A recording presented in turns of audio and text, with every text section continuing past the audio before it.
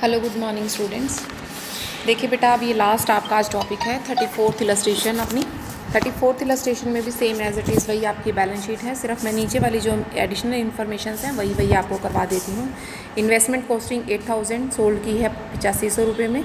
तो जब आप इन्वेस्टमेंट का अकाउंट बनाओगे तो 8500 रुपये को आप क्रेडिट करोगे और 500 रुपये को डेबिट करोगे, दोनों हो गए।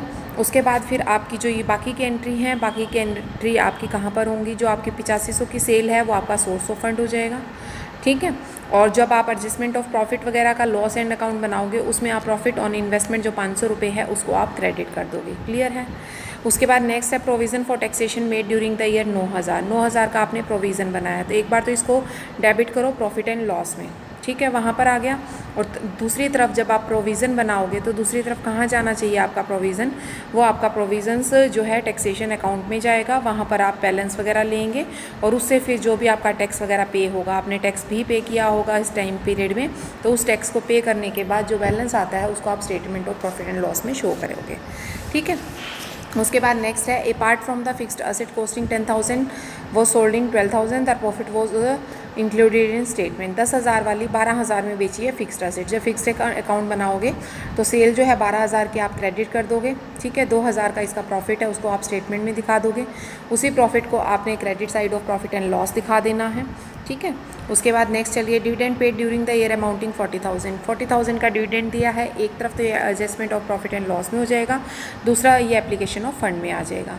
नेक्स्ट है income tax paid during the year 74,000। जब आप प्रोविज़न फॉर टैक्सेशन अकाउंट बनाओगे तो उसमें आपने टू बैंक करके इनकम टैक्स पे किया है 74,000 का, वो आप 74,000 का इसमें दिखा दोगे, ठीक है। और जो आपका बाकी इसका बैलेंस आता है 9,000 रुपये का वो, और जो एक तरफ ये टैक्स जो पेड 74,000 का है ये आपका एप्लीकेशन ऑफ फंड में आ जाएगा 74,000 का। मीन हर एक की दो एंट्री होंगी, बाकी इस क्वेश्चन में कुछ नहीं था, ठीक है। चेक कर लीजिए एक एक चीज़ आप इसमें यहाँ पर इसी तरीके से किया हुआ है। नेक्स्ट देखिए 35th इलस्ट्रेशन। 35th में भी इसी तरीके से आपकी बैलेंस शीट दी हुई है और बैलेंस शीट के बाद कुछ नीचे आपकी एडिशनल इन्फॉर्मेशन है। ये business was purchase during 2,50,000 share of 2,50,000 debenture. 2,50,000 के डिबेंचर्स थे, 2,50,000 के शेयर्स थे। डेप्रिसिएशन जो था वो 60,000 रुपये का था, ठीक है। उसके बाद वो कहता है has to provide in the year a plant has to be sold in 15,000, written down value उसकी 10,000 की थी। प्लांट अकाउंट बनाओगे तो जब उसमें सेल है जो वो क्रेडिट कर दोगे, जो उसके परचेज़ पर उसका प्रॉफिट्स वगैरह हुए हैं या रिटर्न डाउन वैल्यू जो थी उसकी, और जो पार्ट ऑफ बिजनेस है प्रॉफिट हुआ है, क्योंकि देखो 15 वाला था उस पर 10,000 की कीमत रह गई थी, उसको आपने बेचा 15,000 रुपये में, तो 15 का तो बिका है और 10 कीमत रह गई थी, तो इसका आपको डेप्रिसिएशन भी निकालना पड़ेगा कितने की डेप्रिसिएशन था और फिर कितना आपको इस पर प्रॉफिट हुआ है। उसके बाद वो कहता है plant of 2 lakh rupees inventory इतने, ट्रेड रिसीवेबल इतने, ट्रेड पेबल इतने, कॉन्टीजेंट लाइबिलिटी 18 और 19 की जो प्रपोज डिविडेंड है वो आपका दिया हुआ है। अब देखिए सबसे पहले तो प्लांट है, प्लांट का आपने क्या करना है, प्लांट का अकाउंट बना लीजिए, वो अगली उस पर दिया हुआ है। देखिए प्लांट का जब आप अकाउंट बनाएंगे तो प्लांट के अकाउंट में क्या करना है, सबसे पहले बैलेंस ब्रॉट डाउन और बैलेंस करवट डाउन, फिर उसके बाद है जो बैंक में आपने सेल किया 15,000 की वो आ गई, ठीक है। उसके बाद आपने क्या करना है, डेप्रिसिएशन जो है वो लेना है। अब डेप्रिसिएशन कितना बनता है वो आपको कैसे, नीचे एक स्टेटमेंट दी हुई है कि net asset purchase of the business 3.5 lakh की, जिसमें 2 लाख की, 50,000 की, 1,50,000 और 50,000 का इस पर था। तो वो कहता है बट परचेज़ वो सिर्फ 5 लाख की परचेज़ और 3.5 की, तो इसका मतलब 1.5 लाख की परचेज़ कहीं और है, तो 1.5 लाख की का मतलब है वो गुडविल है आपकी, तो इसका मतलब जब आपने गुडविल परचेज़ की है तो वो वहाँ पर आपकी ऊपर आ जाएगी, ठीक है। प्रीवियस ईयर की गुडविल आपकी 1.5 लाख की थी, अब जो वो टोटल गुडविल अमाउंट है वो 3 लाख होगी, बट क्लोजिंग में आपकी 2.5 लाख की है, तो इसका मतलब बैलेंस जो गुडविल का है वो क्या हुआ है, राइट ऑफ हुआ है, तो इसका मतलब 50,000 की गुडविल। तो आप चाहें तो इसको यहाँ पर ऐसे भी कर सकते हैं और चाहें तो आप इसका गुडविल अकाउंट बनाकर भी कर सकते हैं, उससे आपको ये पॉइंट ज़्यादा अच्छी तरह से क्लियर होगा। गुडविल का आप अकाउंट बना सकते हैं, ठीक है। इसी तरीके से इससे ऊपर चलिए जो आपका नोट नंबर 2 है, उसमें बिजनेस जो है परचेज़ किया 5 लाख में, जिसमें 2.5 लाख के आपके शेयर थे, 2.5 लाख के डिबेंचर्स थे। वो कहता है issue of this transactions affected, जो वर्किंग कैपिटल पर अफेक्ट किया, कहते हैं स्टॉक 50,000 का, डिबेंचर्स 1.5 लाख के, सॉरी डेटर्स 1.5 लाख के थे, क्रेडिटर 50,000 के, तो 1,50,000 का आपका किस पर फ़र्क पड़ा है, वर्किंग कैपिटल पर फ़र्क पड़ा है। अब देखिए adjustment of profit and loss में कौन कौन सी आइटम्स जो हैं वो आएंगे और कैसे आएंगी। सबसे पहले तो देखो गुडविल आपने राइट ऑफ की, चौथे पॉइंट में वो बता दिया। प्रिमली एक्सपेंसेस जो हैं वो भी आपके राइट ऑफ किए गए हैं, 15,000 के वो आ गए। डेप्रिसिएशन आपने 60,000 चार्ज किया वो आ गया। प्रपोज डिविडेंड आपने 50,000 का पे किया है वो आ गया। 18 में 50,000 का दिया है ना, वो आ गया, ठीक है। उस साइड आपका profit on sale of plant 5,000 का है और फंड फ्रॉम ऑपरेशन 2,70,000 और बैलेंस आपका दिया हुआ है ओपनिंग भी क्लोजिंग भी प्रॉफिट एंड लॉस का। अब सोर्सेज ऑफ फंड में भी इसी तरीके से परचेज ऑफ प्लांट वगैरह जो है वो आपका शीट नंबर 3 पे दिखाया हुआ है, नोट नंबर 3 पे, ठीक है। उसी तरीके से आपका देखो एक सेकेंड, इसमें देखो परचेज ऑफ प्लांट जो है वो नोट नंबर 3 में 6.5 लाख का निकला है बैलेंसिंग फिगर में। पेमेंट ऑफ डिविडेंड जो है वो 50,000 का निकला है। फंड फ्रॉम ऑपरेशन जो है वो 2,70,000 का आपने निकाला है। Issue of share capital 2.5 lakh की है और इशू ऑफ डिबेंचर जो है वो 1.5 लाख के हैं, क्योंकि उसमें से करंट लाइबिलिटीज़ को हमने माइनस कर दिया। सेल ऑफ प्लांट उसने बोला हुआ है, ठीक है, 15,000 का, और डिक्रीज़ इन वर्किंग कैपिटल आपने ऊपर से निकाली है। तो मेरे ख्याल से इस क्वेश्चन में भी आपको कोई दिक्कत नहीं आनी चाहिए। बस इस क्वेश्चन में थोड़ा सा बेटा इतना सा अपना दिमाग लगा लेना थोड़ा सा, कि यहाँ पर आप सिंपल ना कर कर इनके अकाउंट्स बनाकर इन क्वेश्चंस को कर लेना।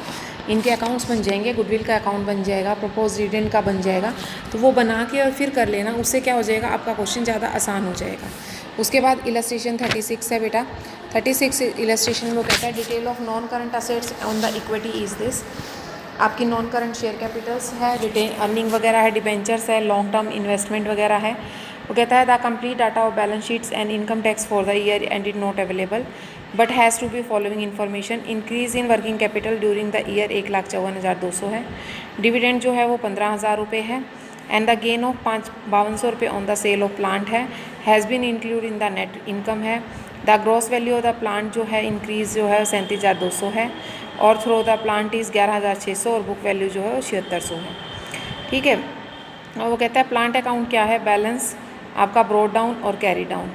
उसके बाद परचेज जो है वो 37,000 और 200 की और 11,600 की। उधर से आपकी बैंक में सेल क्या है 7600 की और 5200 की, दोनों दी हुई हैं आपको, ठीक है। Statement of profit and loss में डेप्रिसिएशन कितने का आता है 9600 का, वो मैं आपको बता दूंगी कैसे निकलेगा, क्योंकि वो बैलेंसिंग फिगर से निकलेगा। ब्रॉड डाउन और कैरी डाउन का बैलेंस है। Statement of profit and loss आपको दिया हुआ है, ठीक है। तो यहाँ से आपका मेरे ख्याल से क्वेश्चन में आप कोई दिक्कत आनी नहीं चाहिए, अब तो हो जाएगा आराम से, ठीक है। उसके बाद नेक्स्ट करते हैं।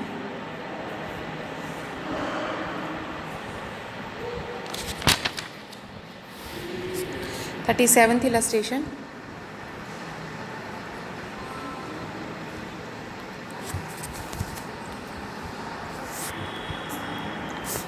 37th इलस्ट्रेशन में भी उसी तरीके से आपको बैलेंस शीट दी हुई है।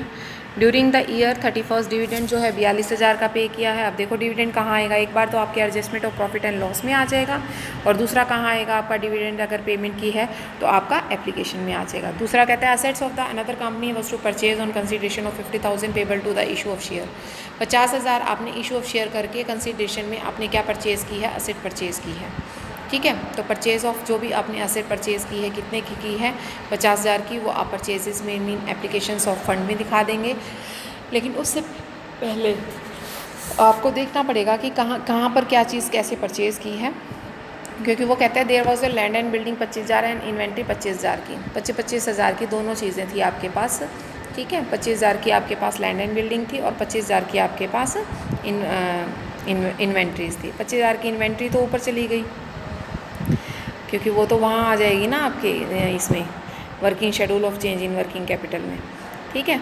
अब बात आती है डेप्रिसिएशन राइट ऑफ करना है। अब डेप्रिसिएशन जब राइट ऑफ करना है तो आपको डेप्रिसिएशन भी दिखाना पड़ेगा। 12,000 का डेप्रिसिएशन आपका दिया हुआ है और 22,500 का आपका एक है, तो कितना हो गया 34,500, ठीक है। फिर उसके बाद नेक्स्ट आता है इनकम टैक्स पे किया है आपने 35,000 का, 35,000 पूरे 35,000 का, तो वो इनकम टैक्स पे किया है। पेमेंट ऑफ इनकम टैक्स जो है वो भी आपका एप्लीकेशन में आ जाएगा, ठीक है। उसके बाद नेक्स्ट कहता है new addition to land and building 37,500, नए एडिशन की 37,500 की लैंड एंड बिल्डिंग में की गई है। तो लैंड एंड बिल्डिंग जो है वो परचेज़ की है तो एप्लीकेशन में आ गई 37,500 की, क्लियर है। और प्रोविज़न फॉर टैक्सेशन का अगर आप अकाउंट बना लो, क्योंकि ओपनिंग बैलेंस और क्लोजिंग बैलेंस दिया हुआ है, कुछ टैक्स आपने 35,000 का पे किया है तो आपके पास 45,000 की फिगर आएगी जो कि आपका पेमेंट ऑफ टैक्स होगा, ठीक है। आई थिंक सो कि ये क्वेश्चन भी आपका अच्छी तरह से हो जाएगा। तो बेटा मेरे ख्याल से तो इन क्वेश्चंस में किसी में भी कोई दिक्कत नहीं आनी चाहिए, आपकी ये सारे क्वेश्चन बहुत अच्छी तरह से हो जाने चाहिए।